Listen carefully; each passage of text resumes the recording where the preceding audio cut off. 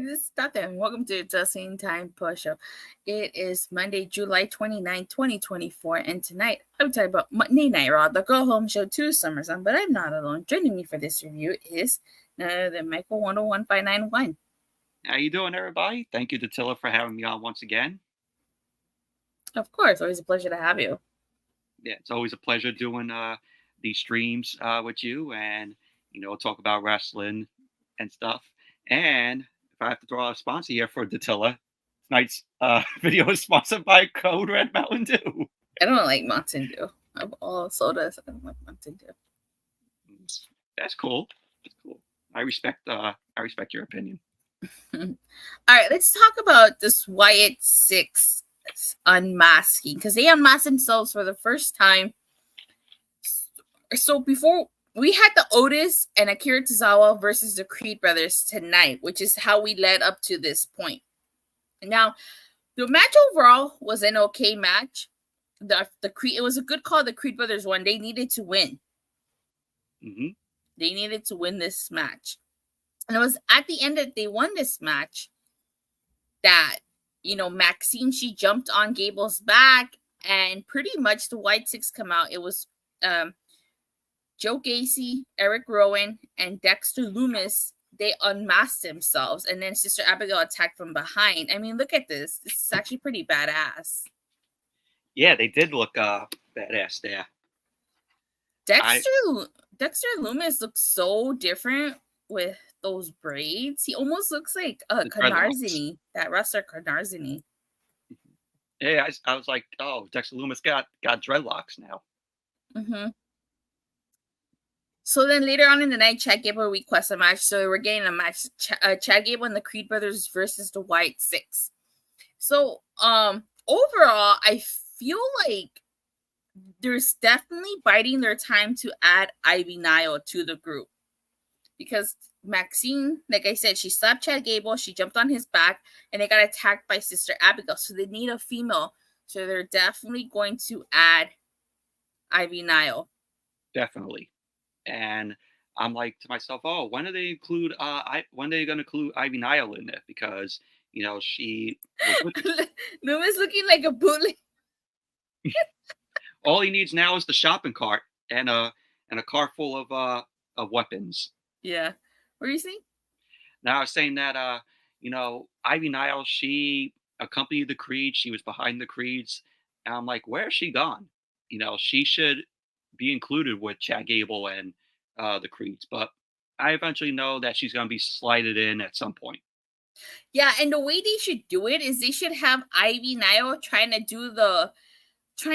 get the Creed brothers to, snap back into their senses and pretend that she's friends with Maxine, but then when she least expects it, she knocks her out. Or slaps her really hard. Mm-hmm. Yeah, so we're definitely going to get a 4-on-4 match out of this. Definitely. And I'm surprised that we're not getting Chad Gable versus Uncle Howdy at SummerSlam. I thought that they would be going with that. Right? It should be Chad Gable versus Uncle Howdy at SummerSlam. I guess they're saving that for later. Yeah. All right. But overall, I thought it was a good segment. Yeah, a pretty good segment.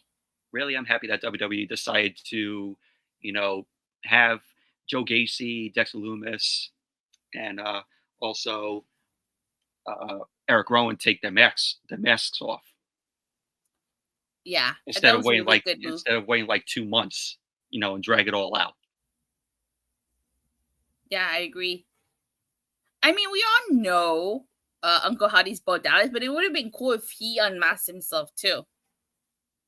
Yeah, but you kind of saw when he got beat up by the Creed brothers and Chad Gable that time. Yeah. Adam Pearce is like, yeah, I know. Yeah, because I'm like, no, Chad Gable. Thank you, Captain Sherlock. Thank you, Captain Sherlock. I mean, Captain Obvious, sorry. I was confused. Oh, man. We both botched. Yeah. All right, so tonight's Raw kicked off with Seth Rollins referee instructions, and I honestly was not a huge fan of this segment. I felt like there was too much talking going on, and while I do appreciate some talk, I feel like nothing came of this. Really, nothing came of this. I know they couldn't touch each other. You know, they couldn't because otherwise their match was going to be canceled, but I really wish we could have gotten a brawl. I think that would have added something to this segment. Yeah, I agree. And can I just say something? That referee shirt on Rollins looked absolutely horrendous. I hope he does not wear that referee shirt on Saturday. Well, we know Seth Rollins is clearly playing the role of Shawn Michaels here, and I think Drew McIntyre is Bret Hart and CM Punk is Undertaker here. Yeah. I mean, I laughed at Rollins' fashion tonight. I mean, that referee shirt with the puffs on the side, the shoes looking like a zebra. Rollins' ref fashion look putting the refs to shame. No. Well, he's got a nice style. He looks like he stole another shirt out of Becky's closet. He said that look was an appetizer. Oh, an appetizer to what? He's gonna wear at SummerSlam? Please, I hope not.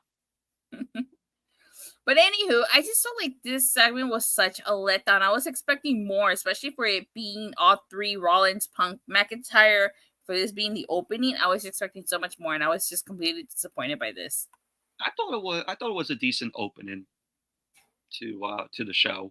I mean, you know, at least Seth Rollins went over. We got some explanation as, you know, what he's going to do for the match. You know, he's in control of the match, and basically it feels like it's going to be like a no rules match. I still think he's going to accidentally cost Punk the match. I think so too. That's why I said Punk is Undertaker and Drew McIntyre is Bret Hart here. And we know this feud's going to go on. I think it's going to end at Bad Blood. We're going to get a Hell in the Cell between Drew McIntyre and CM Punk at Bad Blood. Oh, definitely.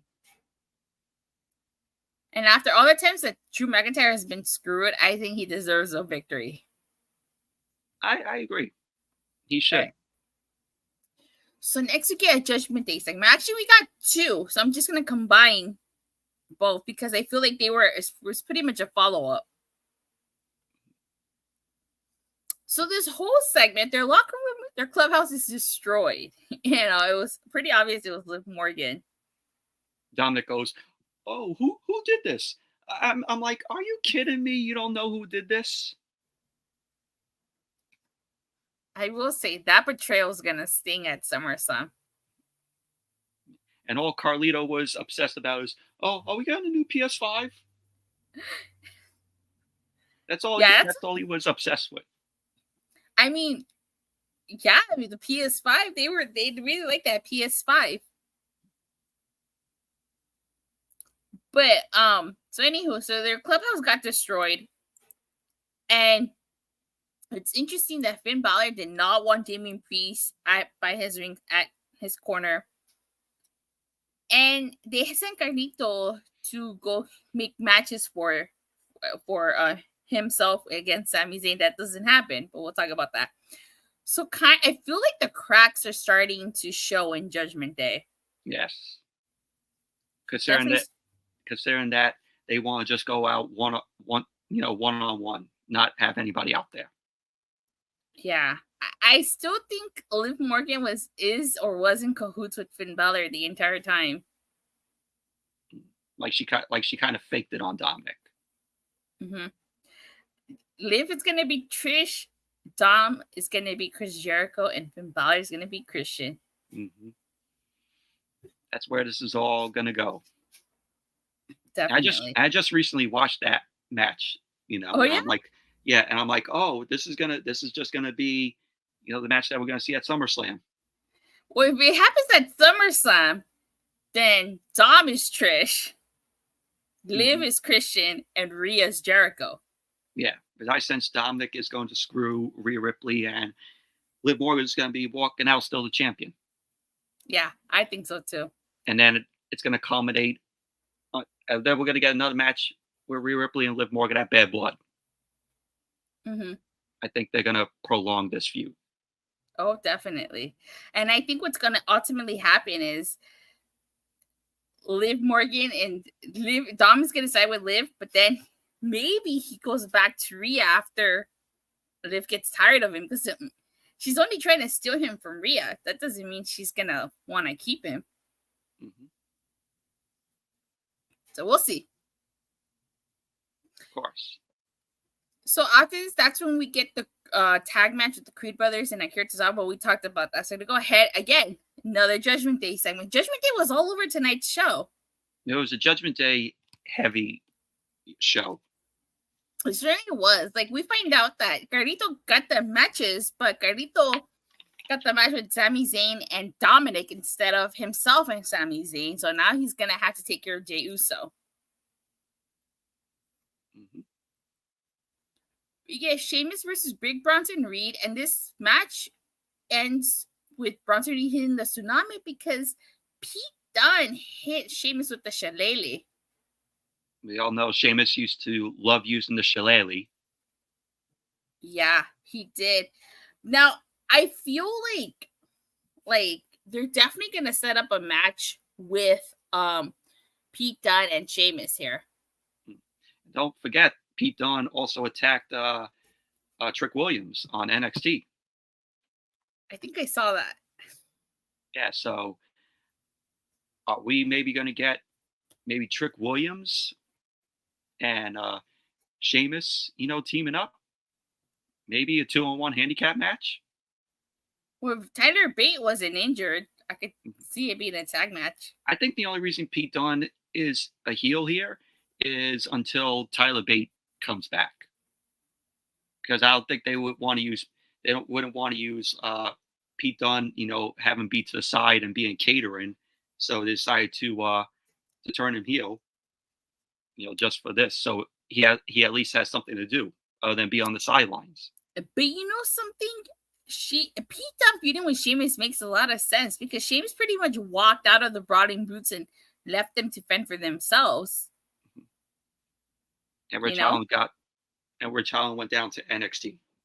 Yeah, exactly. So it makes sense. All right. So Braun Breaker cuts a promo, and he's basically talking about how Sami Zayn is too focused on his show, Sami Zayn and Friends, and that how the joke is going to be on Sami Zayn at SummerSlam, and the IC title is going to be on him. I do think Braun Breaker is going to beat Sami Zayn at SummerSlam. Yeah, I don't think he should lose this time around. No, because then that will drop more of Braun Breaker's momentum. I still think Braun Breaker should have won that Money in the Bank. Can you turn him into the ultimate heel by having him go beat down Sami Zayn? Imagine him beating down Sami Zayn in his hometown and taking that IC title. I think that would have been so much better, but that's just me personally. I agreed with the same thing. I was expecting Braun Breaker to win at Money in the Bank, but fortunately it wasn't the case. Yeah, but I think he should win at SummerSlam. I think so too, because if he loses, his momentum's gonna drop. We get Carlito versus Jey Uso. This match didn't do anything for me. Same as me. It was just very meh. I mean, the only part of the match that I liked was Carlito biting the apple, but he didn't even spit in the face. Yeah, Jey Uso speared him, and chunks of apple bits shot out of Carlito's mouth. Yeah, so this match didn't do it for me. Jey Uso's spears look absolutely awful. They do. I honestly feel like they're just kind of giving Jey things to do until he reunites with Jimmy. Yeah, that's where they're going with it. Yeah, he's definitely going to reunite with Jimmy sooner or later. that would have to culminate him possibly going to SmackDown. Like how, are they going to get Jey to SmackDown and reunite with Jimmy?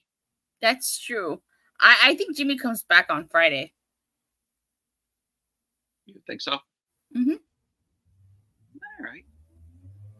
Get back at the Bloodline for taking him out and cost him the tag titles.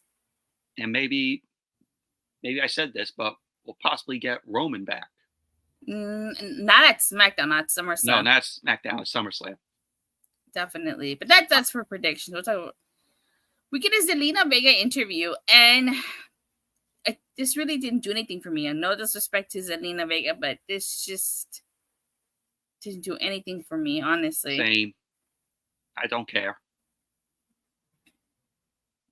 I just feel like, are you trying to start a stable like with Carter, Chance, and Lyra, and then like Stark, Shane, and Sonya here? Yeah, I don't care about none of this. This feud, I don't even care about. So we find out that Miz is hosting SummerSlam, and R-Truth confuses it with "In Your House." And I said in my review, R-Truth, go down to NXT. You'll get an In Your House show every year. Because they do funny. In Your House. Yeah. And obviously not surprised because the Miz is from Cleveland. So I was expecting him to be the host. Yeah, same. Who else were they going to get to host? Yeah, exactly. Johnny Gargano. Imagine. Oh, yeah. Johnny Gargano's from Cleveland. Yeah. So we get a Karrion Kross promo, and I have to say, Karrion Kross can talk. Yeah, he's good on the mic. This wasn't a bad promo. I really did like the fact that he's basically he's trying to put doubt in Xavier Woods' head about Kofi Kingston's injury that occurred at the Japan tour. I like that they kind of brought that up. Yeah, same. I also like how he brings up the power of positivity, because remember the New Day used to be all about the power of positivity? Mm-hmm. They still kind of have the power of positivity. Yeah. I mean, they're only missing Big E, sadly. Now, just because he could talk doesn't mean I like this match. I'm so over the feud with him and the New Day. Me too. It's like, we got to move on from this. You either split up the New Day or you move on from this feud. Like, what is the point of this? Is Xavier Woods going to turn on Kofi Kingston? Are they going to finally set up the New Day? Like, what's got to give here? We got to move on from this. I don't care anymore. Same as me. I don't care anymore either. Unless, like they have Xavier, they have Xavier join the Final Testament, which they kind of did that when they were teasing it. And then it kind of got, just forgotten about a bit. But now they're bringing it up again. Agreed. This is too long. Exactly. So what if the end goal of this is to have Xavier Woods join the Final Testament? Just pull the trigger already. Exactly.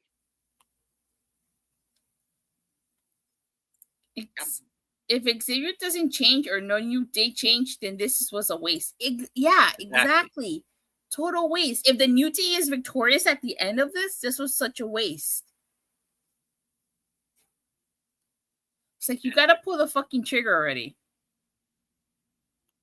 It's like they're stalling.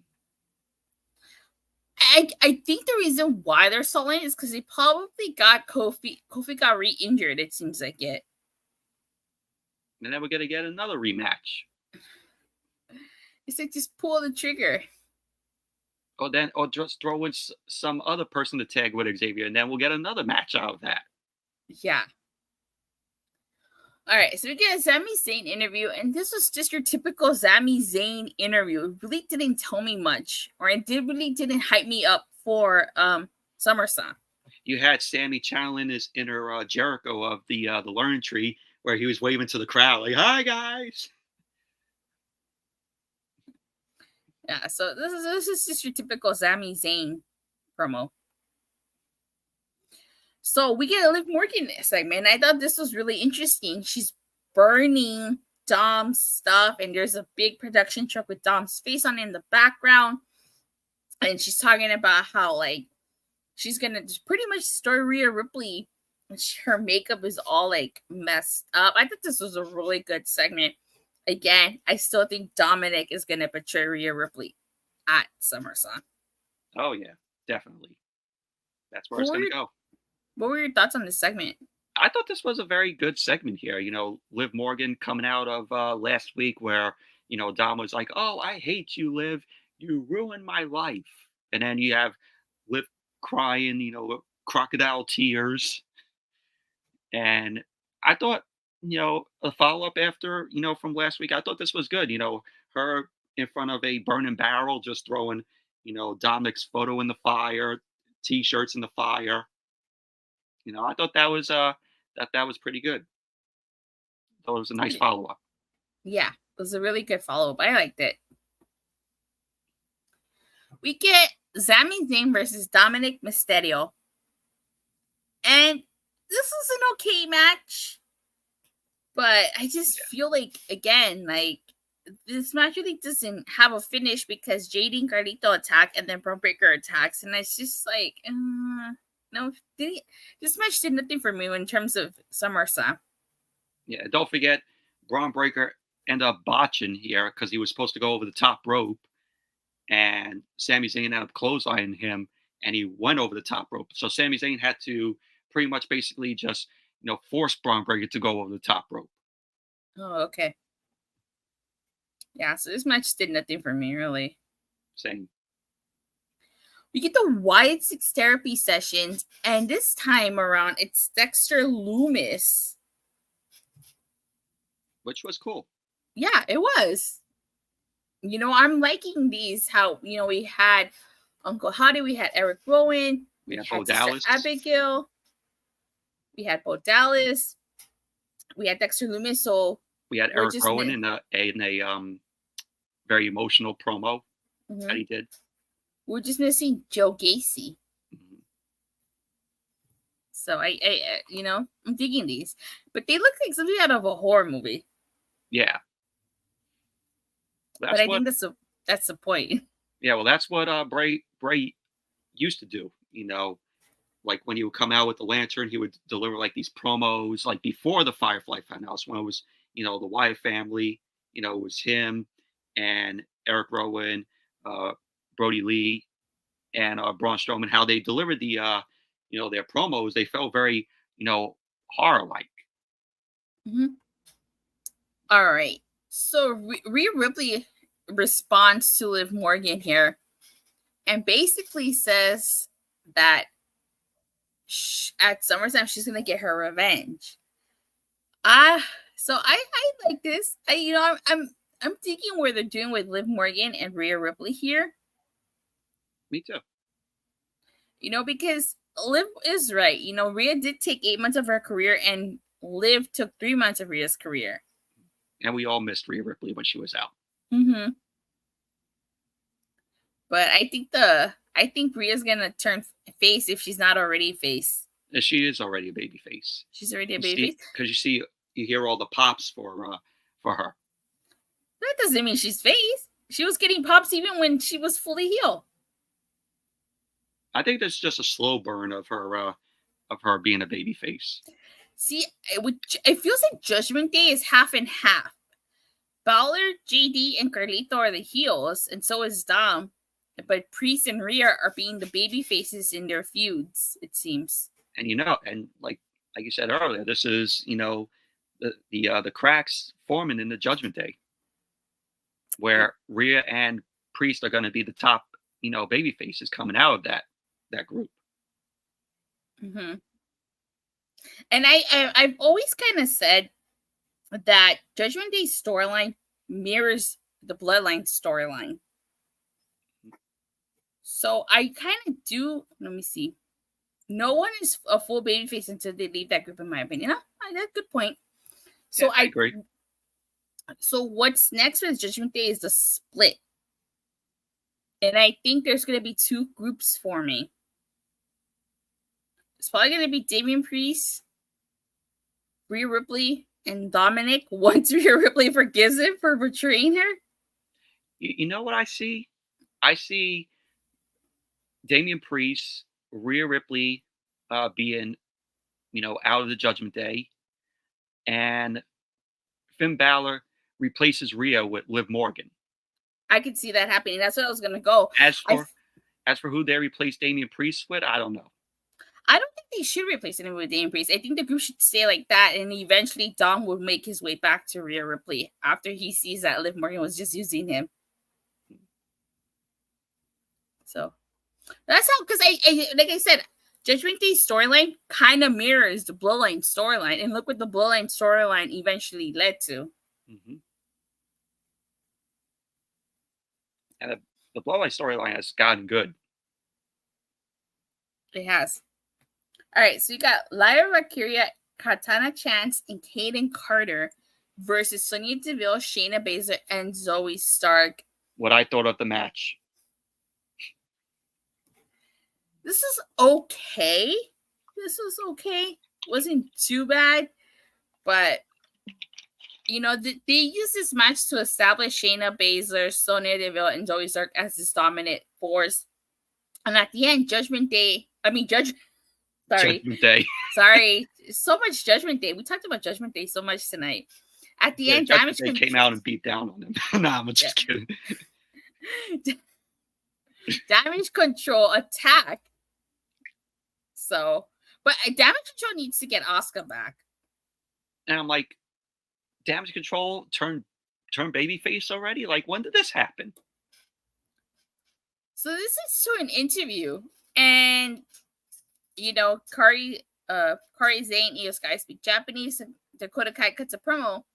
Now I didn't notice this until I saw it on Twitter, but apparently this symbol was behind Dakota Kai. I did see that symbol. I didn't until I saw it right now on Twitter. So I wonder if that means that she's next. We got 3 women's trios. Let's cook something here. Yeah, we should. We should be able to cook something there. They won't do nothing. But I'm not holding my breath with that.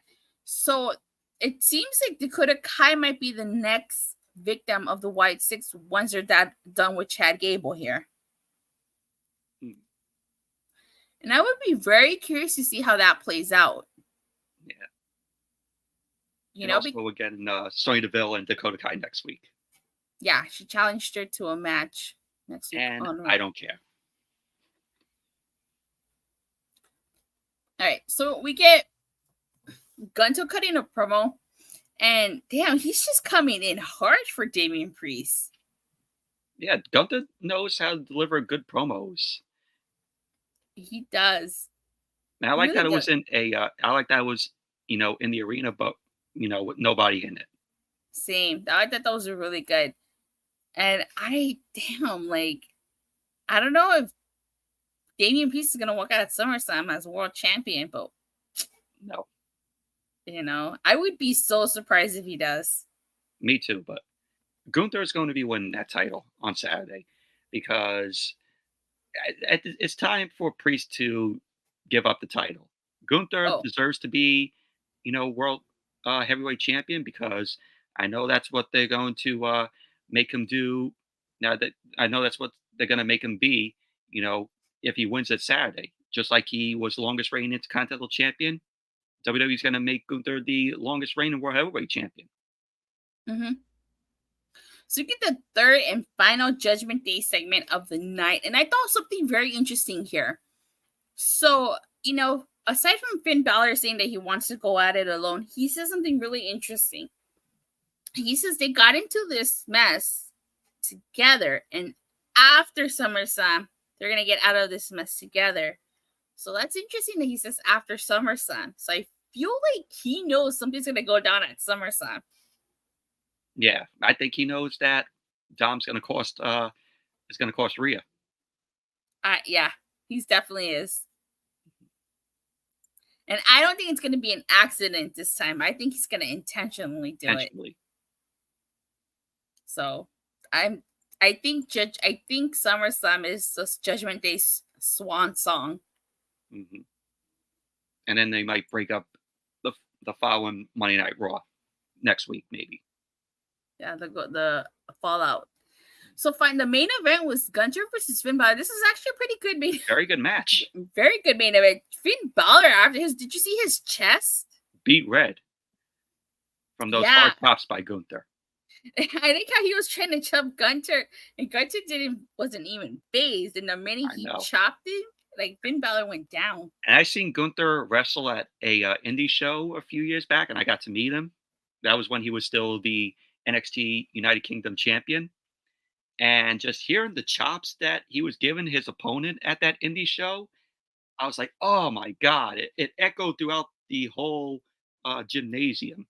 Mm-hmm. I was like, you could feel those chops, when you're sitting there and you see him, just right there in the match. Oh, I bet.